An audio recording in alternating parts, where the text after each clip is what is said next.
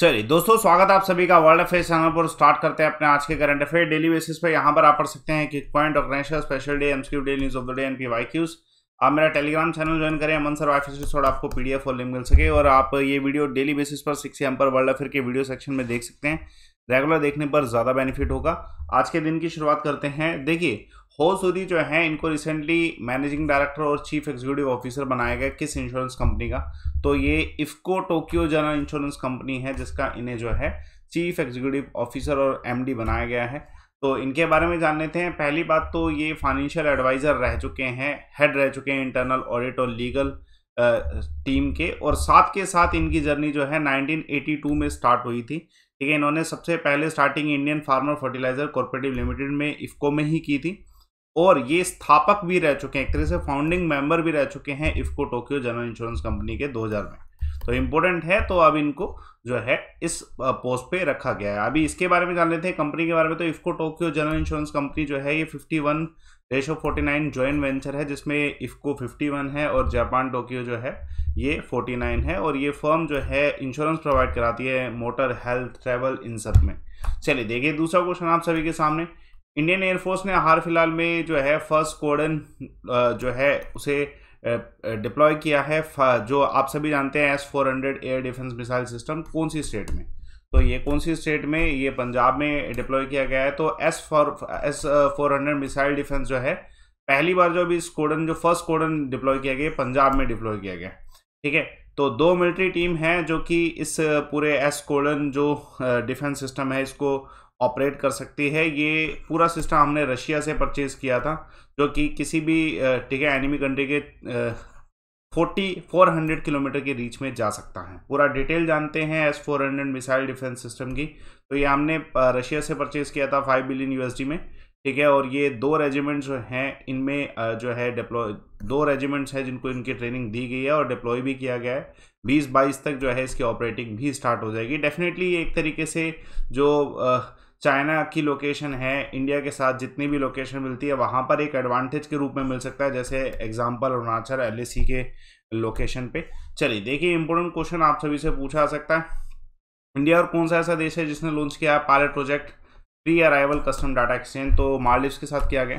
देखिए, बहुत सारे ठीक है ट्रैवल जो है इंडिया और मालदीव्स के बीच में होते हैं और उसके बीच में बहुत सारा कस्टम का मटेरियल आता है। तो उसके लिए इंडिया और मालदीव्स ने ये पूरा प्रोसेस स्टार्ट किया है। ये पायलट प्रोजेक्ट है pre arrival cargo data exchange.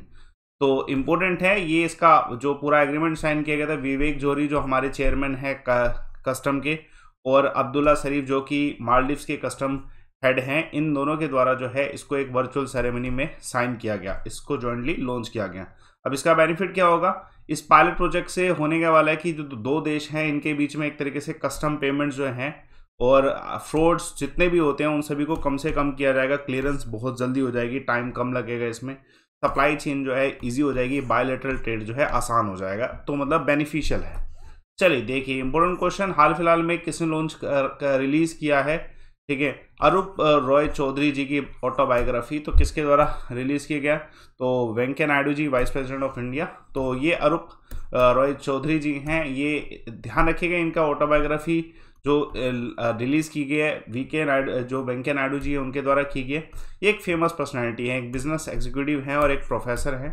ठीक है, ये चेयरमैन रह चुके हैं MD ऑफ NBCC के, जो कि Navratna central public sector company थी तब 3 अप्रैल 2001 से लेके 2010 तक। और उसके बाद चेयरमैन और MD बने थे ये NTPC के, जो कि Maharatna central public sector company है 2010 से लेके 2015 के बीच में। ठीक है, तो इनके ऊपर लिखा गया, इसको पब्लिश किया गया बुक को किसके द्वारा? HP हैमिल्टन के, जो हैमिल्टन है, इन्होंने पब्लिश किया है टू एनकरेज द प्रोफेशनल, कि किस तरीके के अगर क्राइसिस आते हैं तो कैसे हैंडल किया सकता है, इनके लाइफ एक्सपीरियंस से।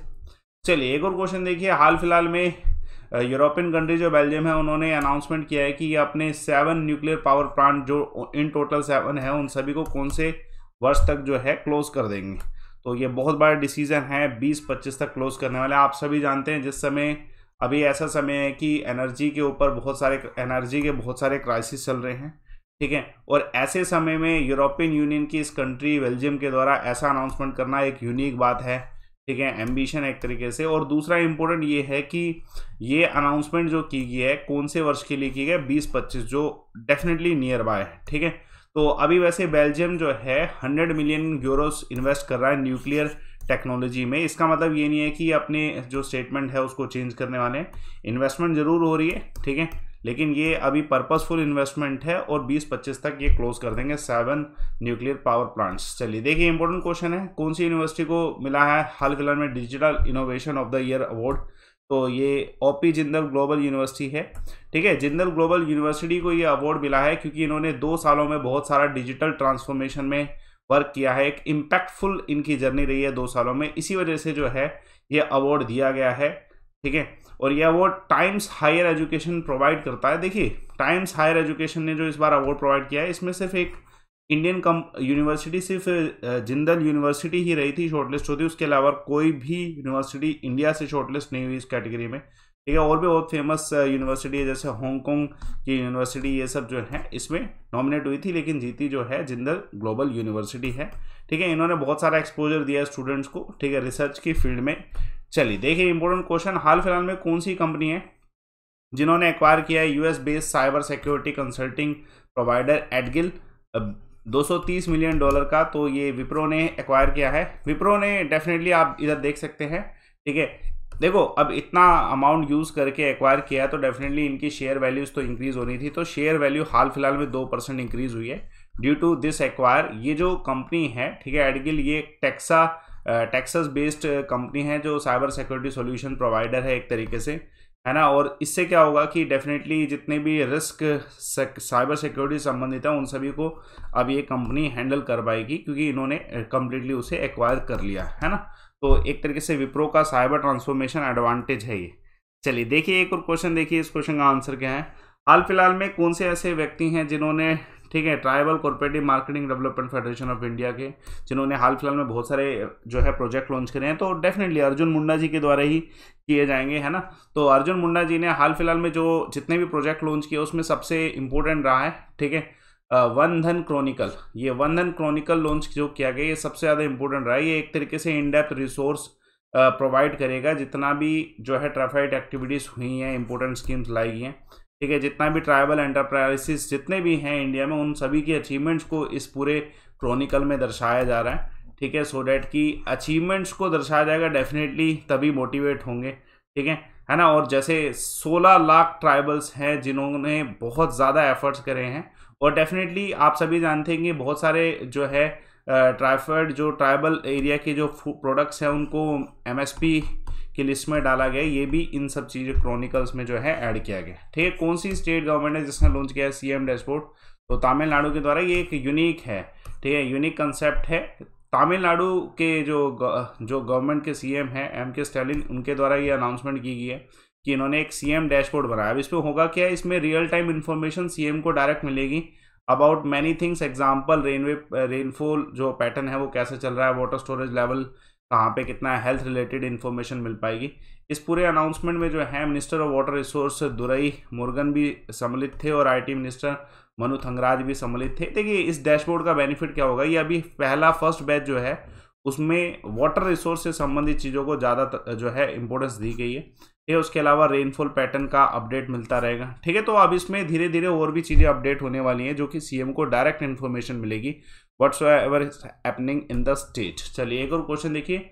डीआरडीओ ने हाल फिलहाल में टेस्ट फायर किया है अपना high speed antiaircraft missile exercise. Actually में इट्स अभ्यास, इसका ये वर्ड अभ्यास है, वर्ड यूज़ किया गया। कहाँ पे? चांदीपुर कोस्ट। कौन सी स्टेट में? तो चांदीपुर कोस्ट कहाँ पे? उड़ीसा में। डिटेल जानते हैं इसके बारे में। तो डीआरडीओ ने अपना high speed expendable aerial target जो है अभ्यास जो है इसे टेस्ट फायर किया है इंटीग्रेटेड टेस्ट रेंज चांदीपुर से उड़ीसा की कोस्ट पर। ठीक है, देखिए ये जो पूरा फ्लाइट ट्रायल लिया है ये एक हाई सबसोनिक स्पीड ट्रेजेक्टरी से लिया गया है लो एल्टीट्यूड पे, ठीक है, विद हाई एंड्योरेंस। तो इम्पोर्टेंट है, क्वेश्चन आने के चांसेस हैं। और दूसरा इंपॉर्टेंट ये है कि इसको बनाने में किस किस ने हेल्प करी है। तो एरोनॉटिकल डेवलपमेंट एस्टेब्लिशमेंट है, बेंगलोर बेस्ड डीआरडीओ की लेबोरेटरी है, ठीक है। उसके अलावा और भी बहुत सारे जो हैं पार्ट सम्मिलित किए गए हैं, आर्म फोर्सेस में इनको इंटीग्रेट भी किया जाएगा। चलिए देखते हैं एक और क्वेश्चन देखिए। हाल फिलहाल में कौन से प्लेयर हैं जिन्होंने अनाउंसमेंट रिटायर किया है सभी फॉर्मेट से? इंटरनेशनल क्रिकेट के, तो हरभजन सिंह जी के द्वारा। देखिए हरभजन सिंह जी ने हाल फिलहाल में अपने एक ट्वीट में एक वीडियो के जरिए कहा है कि ये अपने हर एक फॉर्मेट से जो है रिटायरमेंट ले रहे हैं, और डेफिनेटली ये ट्वीट इनका बहुत पहले आ जाना था, ठीक है, लेकिन कोलकाता नाइट राइडर्स के कमिटमेंट की वजह से इन्होंने अभी अनाउंसमेंट नहीं की थी, ठीक है, अदरवाइज ठीक है फील्ड से तो ये जो है इन्होंने अलविदा कह ही दिया था। देखिए इनके हिस्ट्री के बारे में जानते हैं। हरभजन सिंह अभी 41 के हैं जब इन्होंने रिटायरमेंट लिया है। इन्होंने शुरुआत जो है 17 की एज में अराउंड की थी 1998 के ईयर में, और जो है इनका करियर अगर देखा जाए तो इन्होंने इन टोटल 707 इंटरनेशनल विकेट ली है, जो कि सेकंड हाईएस्ट है इंडिया में, ठीक है, अनिल कुंबले जी के बाद। तो he is a best bowler I think, है ना। तो अभी इन्होंने रिटायरमेंट ले लिया। चलिए देखते हैं क्विक पॉइंट्स।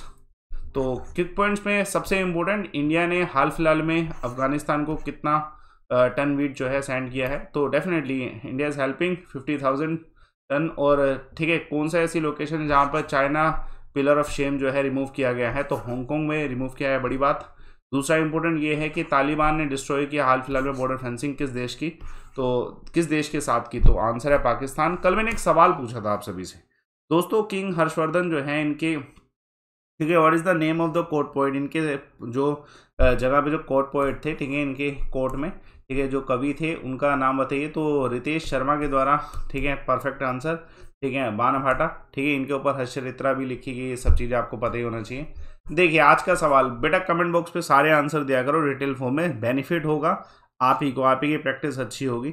चलिए कॉमन नेम बताइए हाइड्रोजन पेरोक्साइड का, डिटेल फॉर्म में बताइए। CHSL का सवाल है। ये वीडियो हमेशा 6 AM पर वर्ल्ड अफेयर्स के वीडियो सेक्शन में आती है, और मेरे टेलीग्राम चैनल पे भी आ जाती है PDF के साथ, तो और अन्य बहुत सारी वीडियोस आती हैं आपको। तो टेलीग्राम चैनल अमन सर वाईफाई स्टडी सर्च करें, ज्वाइन करें, और रिपोर्ट एंड विन का ऑप्शन इसे यूटिलाइज कर लें, इससे आपको बेनिफिट हो सकता है, ठीक है। कॉम्बैक्ट आपका जो है आज है, कॉम्बैक्ट का लिंक मैं डाल रहा हूँ, ठीक है, तो आप इसे आज 12 बजे कॉम्बैक्ट होगा, लिंक को आप अभी नोटिफाई करना, लिंक सीधा लिखा हुआ है combat link, live 1 refer code use करो और अटेम्प्ट करो, बेनिफिट आप ही को ही है, ठीक है। और कोर्सेज आप ज्वाइन कर सकते हैं। देखिए आपके SSC सब्सक्रिप्शन के कोर्सेज के अलावा और भी अन्य कोर्सेज अवेलेबल हैं, किसी भी कोर्स को ज्वाइन करना है यूज़ दिस रेफर कोड लाइव1, जिससे आपकी फीस जो है कम हो जाएगी, तो यूटिलाइज करें इससे, और ठीक है बेनिफिट उठाएं, सभी टीचर से आप पढ़ सकते हैं। आप सेशन को लाइक करें, शेयर करें, चैनल को सब्सक्राइब करें। Thanks a lot for watching.